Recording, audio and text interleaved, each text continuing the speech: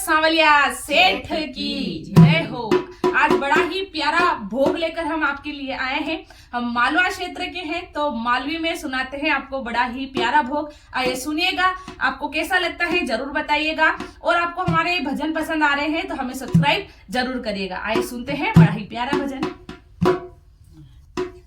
बाबू गयो गाम जीमो मारा श्याम